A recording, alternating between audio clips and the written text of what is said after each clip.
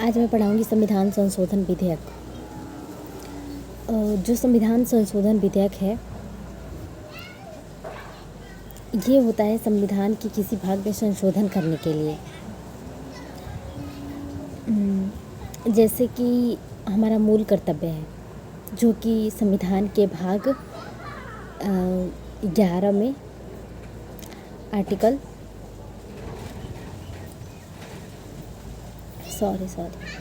जो कि संविधान के भाग 4 में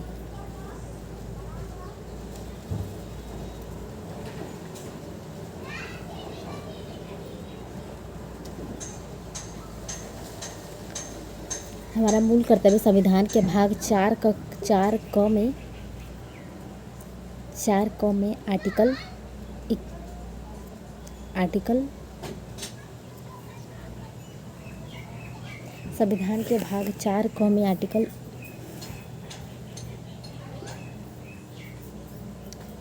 51 क में है।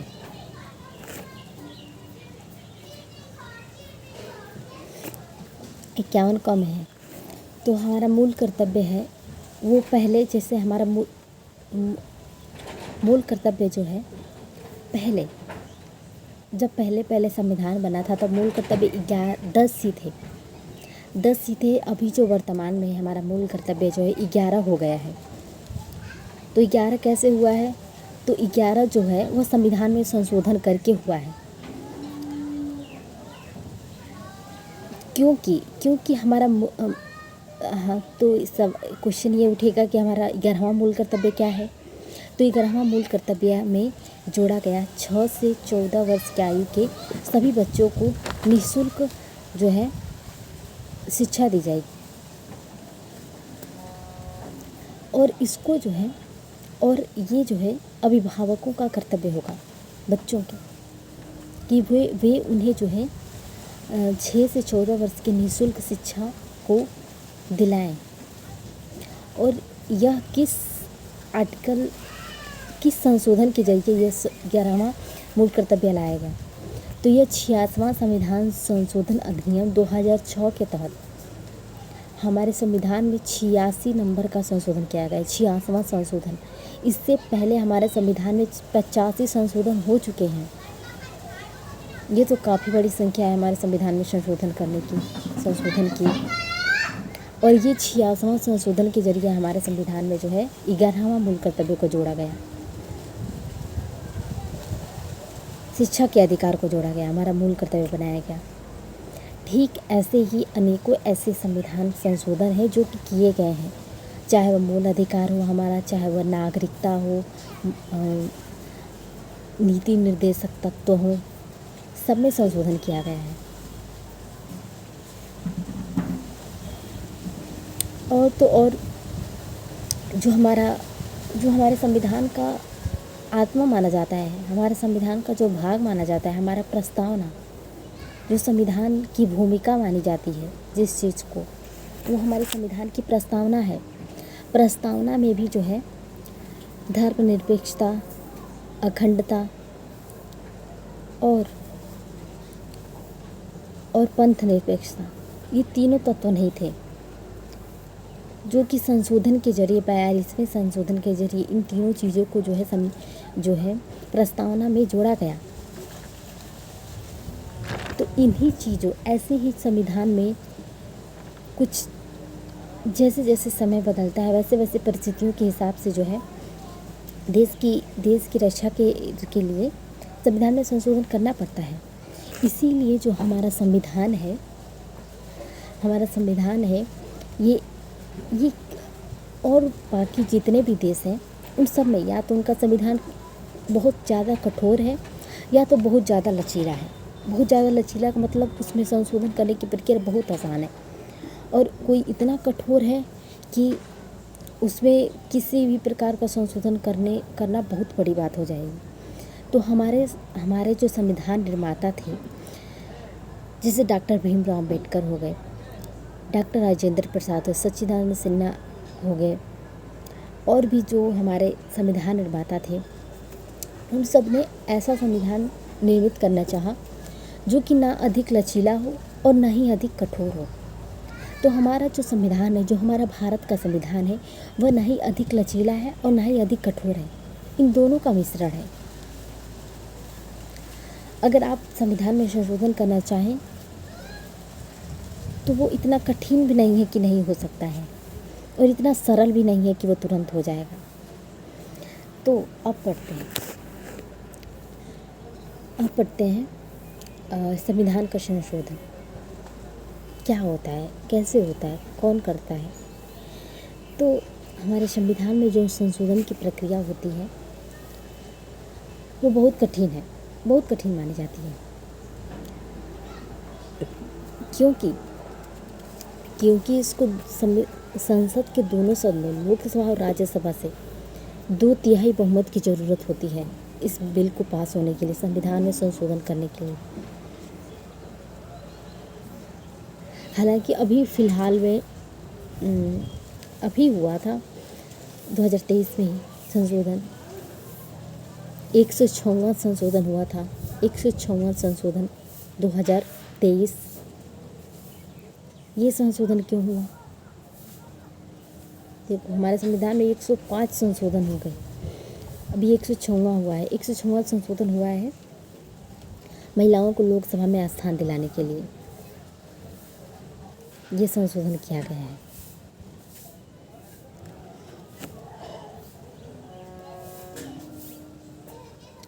तो हमारे संविधान में संशोधन की प्रक्रिया ऐसी है कि अगर संशोधन की प्रक्रिया किसी भी सदन से स्टार्ट हो सकती है, चाहे वह लोकसभा हो चाहे वह राज्यसभा हो, इसमें कोई भेदभाव नहीं है। अगर कोई भी सदन चाहता है कि संविधान में इस भाग में संशोधन करने की ज़रूरत है और क्या संशोधन करने की ज़रूरत है, तो किसी भी सदन से वह अपने सदन से जो है संशोधन की प्रक्रिया स्टार्ट कर सकता है। हालांकि संशोधन की प्रक्रिया शुरू करने के लिए उसको 2/3 बहुमत की ज़रूरत होगी। जितने भी सदस्य उपस्थित होंगे उस वक्त सदन में, उस सदन के 2/3 लोग उस पर बहुमत देंगे, बहुमत सिद्ध करेंगे, तभी वह विधेयक अगले सदन में जाएगा, नहीं तो नहीं जाएगा। अगर मान लो संविधान का संशोधन करने का विधेयक लोकसभा से स्टार्ट हो रहा है, तो लोकसभा में जितने उपस्थित सदस्यों का 2/3 जो सदस्य हैं वो पहले अपना बहुमत देंगे, अपना मत प्रकट करेंगे कि हाँ, इस भाग में संशोधन करने की ज़रूरत है। अगर 2/3 बहुमत मिल जाता है तो वह दूसरे सदन में भेजा जाएगा इसी 2/3 बहुमत के लिए, तो विधेयक दूसरे सदन में भेजा जाएगा। दूसरा सदन के ऊपर है कि वो बहुमत 2/3 वो देगा या फिर मना कर देगा। अगर मान लो राज्यसभा भी 2/3 बहुमत दे देता है, राज्यसभा भी 2/3 बहुमत सिद्ध कर देता है, तो अब जो है वह विधेयक जो है कहाँ भेजा जाएगा?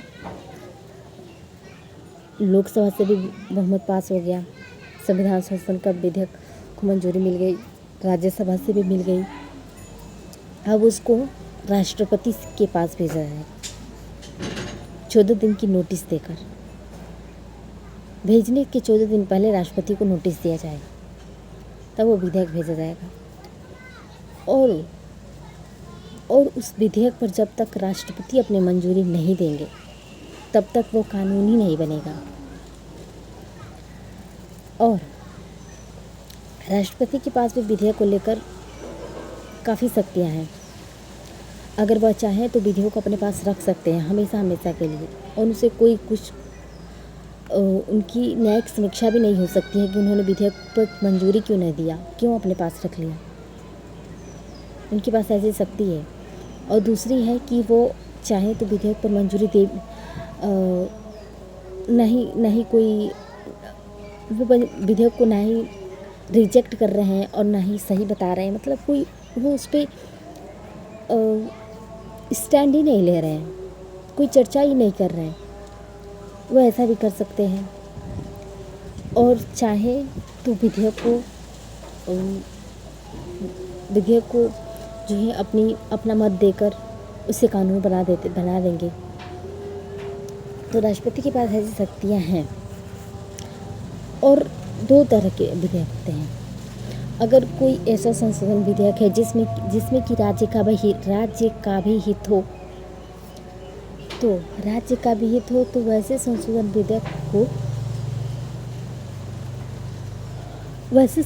विधेयक को आधे राज्यों के विधानमंडल के सदस्य से भी जो है बहुमत सिद्ध कराना होगा।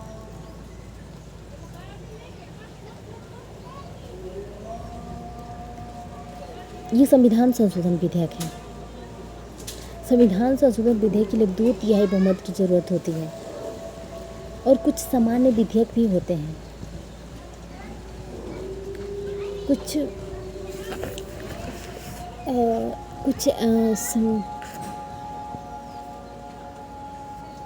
हमारे संविधान में संशोधन करने के लिए 2/3 बहुमत की जरूरत होती है, जबकि अन्य कई संशोधनों के लिए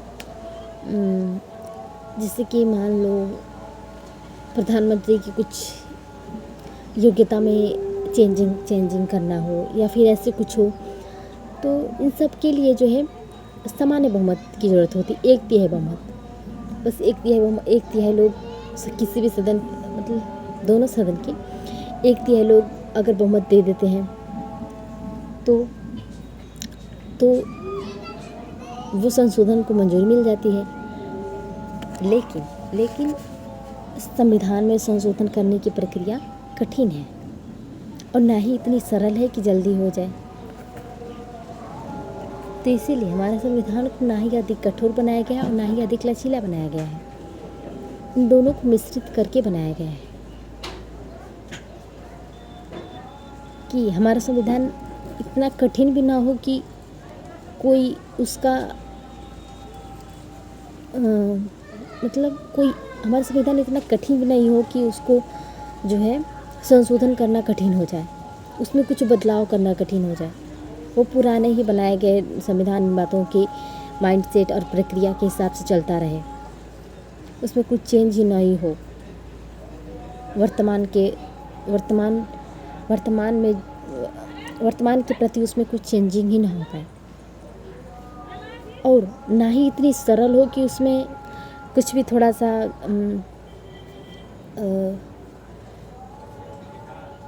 मतलब इतनी सरल भी ना हो कि अगर किसी भी सदस्य को लगता है कि इसमें हमें संशोधन कर देना चाहिए, संशोधन कर दे, तो ऐसे तो देश खतरे में हो जाएगा। मतलब देश की दशा खराब हो जाएगी अगर बात पे संविधान में संशोधन होता रहे तो इसीलिए हमारे संविधान की प्रक्रिया, हमारे संविधान को ना ही इतनी कठोर बनाया गया, ना ही इतनी सरल बनाया गया है। ये तो पता ही है आपको, हमारे संविधान में वर्तमान में जो हमारा संविधान, मूल संविधान जो हमारा बना था, तो हमारे संविधान में कुल 395 अनुच्छेद थे और 20 भाग थे। और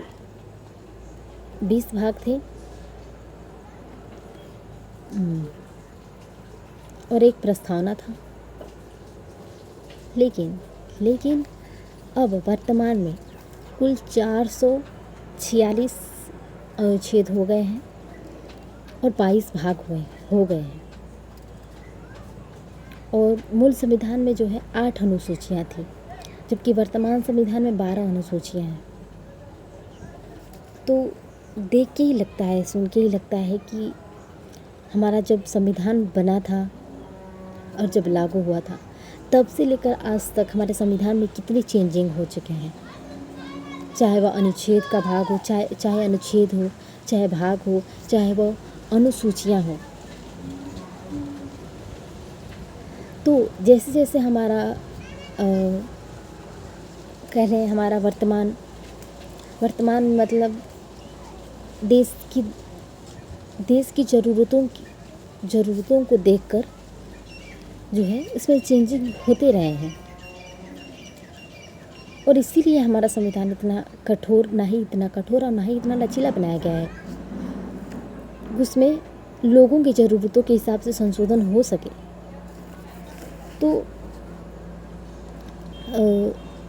तो हमारा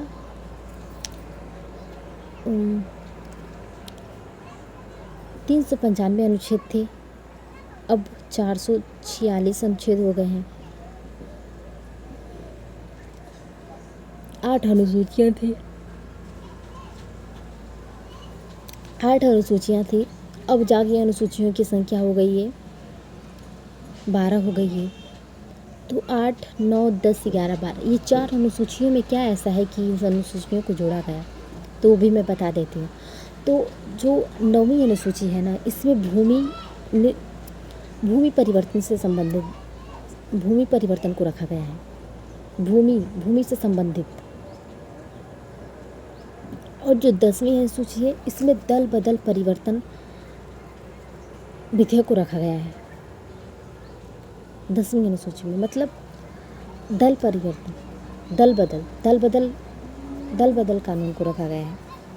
इसका मतलब कि अगर कोई मान लो राज्यसभा का सदस्य है और अपना वो राज्यसभा का सदस्य छोड़कर किसी दूसरे दल यानी लोकसभा में सदस्यता ले लेता है, अपना दल बदल लेता है, तो इसको दल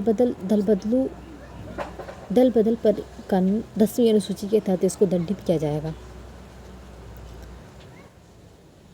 तो और 11वीं अनुसूची में पंचायत को रखा गया है। हमारे संविधान के पंचायत भाग को 11वीं अनुसूची में रखा गया है, जो कि काफ़ी महत्वपूर्ण है। और 12वीं अनुसूची में नगर पालिका को रखा गया। और इन सबको 9वां, 10वां, 11वां, 12वां जितने भी अनुसूची हैं, इन सबको संशोधन के जरिए ही रखा गया। जैसे कि 10वीं जो अनुसूची है, इसको 52वां संविधान संशोधन अधिनियम के द्वारा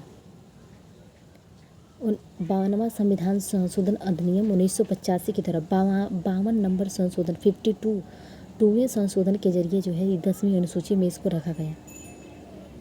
और जो अनुसूची 11 है, इसको 73वें संविधान संशोधन अधिनियम 1974 के जरिए जो है पंचायती राज को जो है हमारे संविधान में जोड़ा गया 11वीं अनुसूची के जरिए।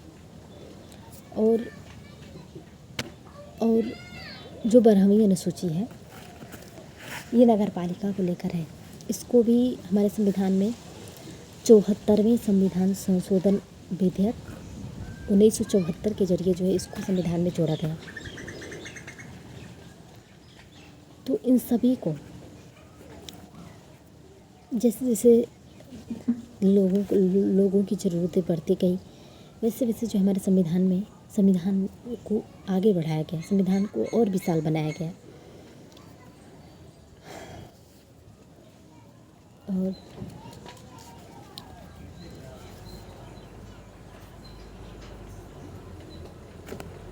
तो हो गया। और एक क्वेश्चन और सवाल उठता है कि मतलब हमारे संविधान के कई ऐसे भाग हैं जो कि दूसरे देशों से लिए गए हैं, ना कि खुद बनाए गए हैं, उनकी कॉपी की गई है। तो जो हमारे संविधान का जो मूल अधिकार का जो भाग है, जो कि भाग 3 में है, हमारे संविधान के भाग 3 में अनुच्छेद 13 से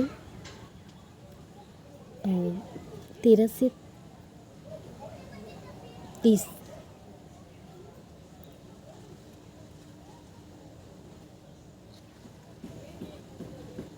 अनुच्छेद 13 से 35 तक, अनुच्छेद 12 से 35 तक जो है हमारे संविधान में मूल अधिकार है, जो कि भाग 3 में है। इसको जो है अमेरिका के संविधान से लिया गया है। और भाग 4 में जो राज्य के नीति निर्देशक तत्व है, इसको आर्टिकल 36 से 51 में रखा गया। 36 से 51 तक ये भाग 4 में है, राज्य के नीति निर्देशक तत्व। तो इसको भी जो है आयरलैंड के संविधान से लिया गया है। और हमारे देश की जो नागरिकता है, जो कि भाग 2 में है, अनुच्छेद 5 से 11 तक, इसको जो है नागरिकता को रूसी संविधान से लिया गया है। नागरिकता को रूस के संविधान से लिया गया है और रूस ने स्पेन से लिया था। तो और जो पंचायती राज है इसको भी रूस से लिया गया है, पंचायत को।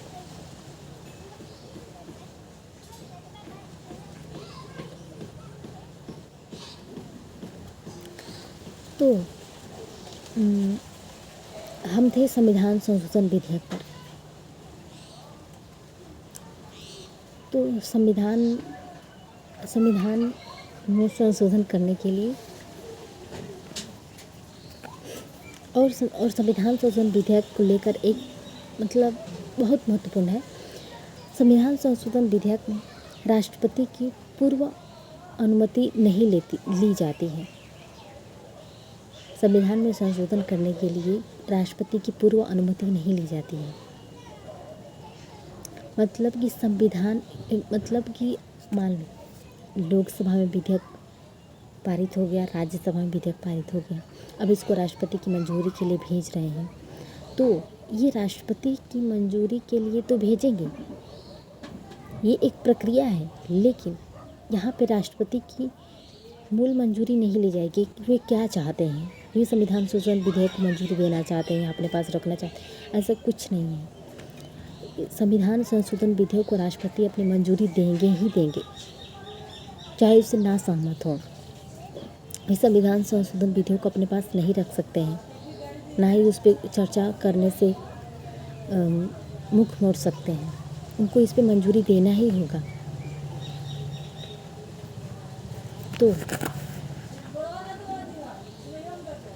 और संविधान सबसे महत्वपूर्ण बात, संविधान संशोधन विधेयक हमारे संविधान के किस अनुच्छेद में रखा गया है, ये क्वेश्चन तो आ ही रहा होगा।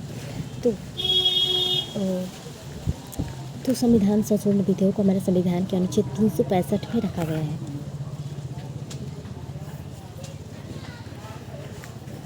365 में रखा गया है।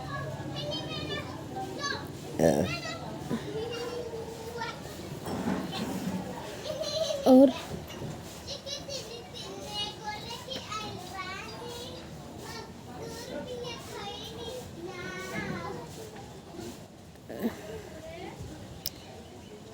हमारा जो संविधान है वह प्रांतीय संविधान है। तो लोकतंत्र है, हमारे देश में लोकतंत्र है, प्रजातंत्र है, जबकि अमेरिका में नहीं है। अमेरिका में राष्ट्रपति ही प्रधानमंत्री के पद का होता है।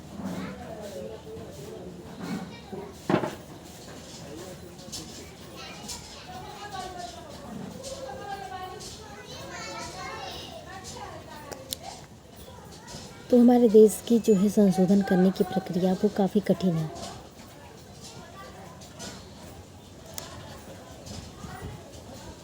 अभी जो 106वां संशोधन आया है, महिला को बहुमत दिलाने के लिए लोकसभा में 1/3 बहुमत के लिए।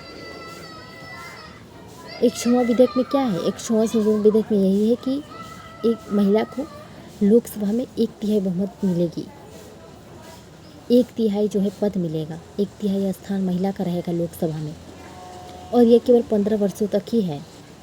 इस विधेयक में ये है कि बस 15 वर्षों के लिए ही है, और ये 15 वर्षों के बाद भी आगे बढ़ाया जा सकता है। ऐसा नहीं है कि बस 15 वर्षों के बाद ही समाप्त होगा।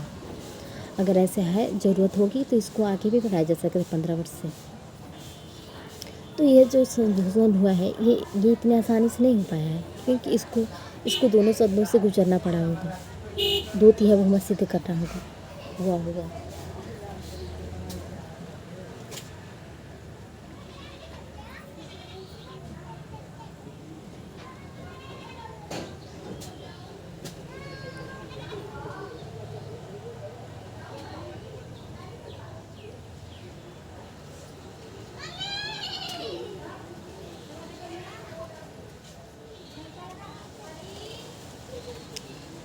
तो हमारे देश की जो पंचायत है, पंचायती राज है, इसको क्यों लाया गया? इसको क्यों संशोधन करके लाया गया? तो इसको इसलिए लाया गया है क्योंकि हमारे जो राज्य सरकार है वह सभी गाँव, जिलों, इस सब का जो है देख रेख नहीं कर सकती है। तो इन सब की देख रेख के लिए गाँव के लोगों की परेशानियों को देखने के लिए, जिला के लिए, इन सब के लिए जिला पंचायत और ग्राम पंचायत जो है ग्राम प्रधान, इन सबको लाया। इन सबको लाने के लिए संशोधन किया गया।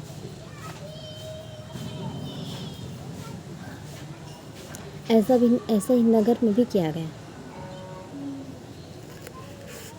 और इन सब का जो चुनाव होता है, ग्राम पंचायत, नगर पंचायत, जिला पंचायत, ये जो है राज्य निर्वाचन आयोग करवाता है। राज्य निर्वाचन आयोग के पास काफ़ी शक्तियाँ होती हैं। राज्य निर्वाचन आयोग निष्पक्ष होकर इन सब के जो है चुनाव की देखरेख करता है और इनकी निगरानी करता है। एक तरह से इनकी निगरानी करता है राज्य निर्वाचन आयोग। और राज्य निर्वाचन आयोग क्या है? तो राज्य निर्वाचन आयोग में जो है राज्य निर्वाचन आयोग में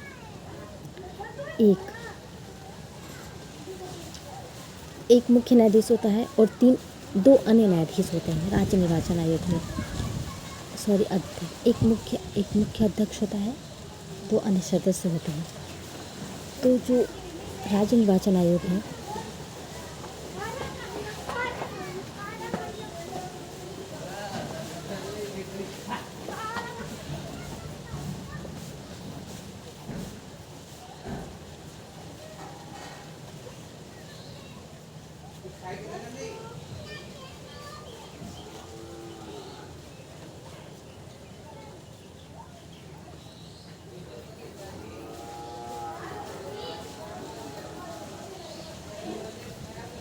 तो हमारे देश का संविधान बाकी देशों से बहुत अच्छा है। ना ही अधिक कठिन बनाया गया और ना ही अधिक लचीला बनाया गया। तो ऐसा क्वेश्चंस भी आते हैं एग्जाम में कि हमारे देश का संविधान की प्रकृति कैसी है, कठोर है, सरल है या इन दोनों का मिश्रण है? तो हमारे संविधान की प्रकृति जो है वो दोनों का मिश्रण है। कठोर और सरल, इन दोनों को मिश्रित करके बनाया गया है।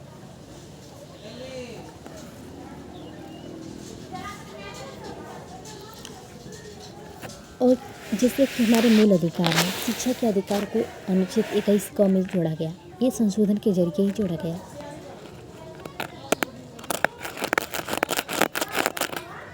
तो जैसे जैसे ज़रूरत महसूस की गई वर्तमान में, तो वैसे वैसे हमारे संविधान में संशोधन की प्रक्रिया अपनाई गई।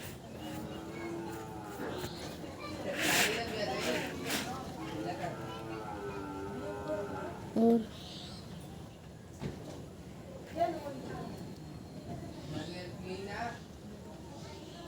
ये तो मैंने बताया ही, संविधान संशोधन की प्रक्रिया 3 चरणों से गुजरती है।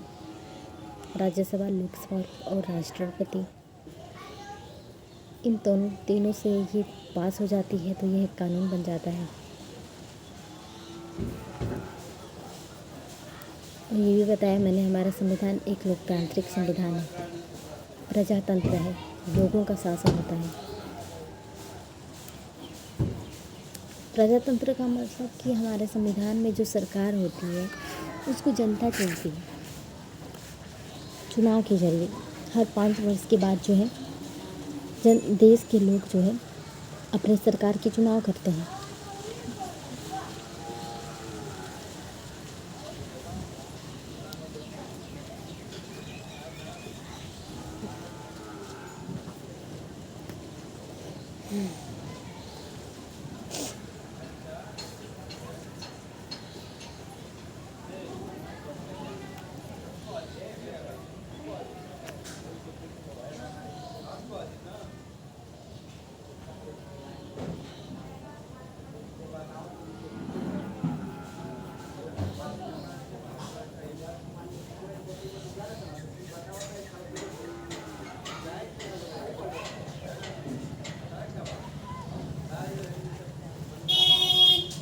तो मैंने आज पढ़ा है संविधान में संशोधन की प्रक्रिया, संविधान में संशोधन क्या होता है, और हमारा संविधान कैसा है, संविधान में कितने अनुच्छेद हैं, कितने भाग हैं, कितनी अनुसूचियाँ हैं, हमारा मूल संविधान कैसा था और वर्तमान का संविधान कैसा है। तो आज की क्लास यहीं पे समाप्त करते हैं।